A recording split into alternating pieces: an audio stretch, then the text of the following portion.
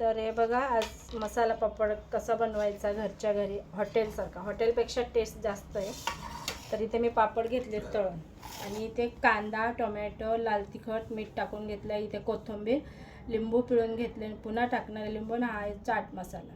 तर चला आता आपण हे एकत्र करून कांदा वगैरे सगळं टाकून घेऊया. तर हॉटेलमध्ये 50-60 रुपये आपण घालतो एका पापड. एवढं टेस्टी पण नसतो तो. आपण जेवढं घरी चांगलं बनवू शकतो तसं हॉटेलमध्ये एवढं मला तर नाही आवडत हॉटेलमधला मसाला पापड.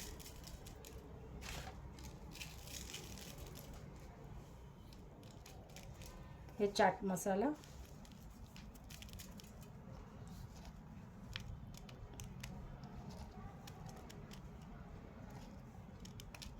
आता लिंबू पिळून घेते.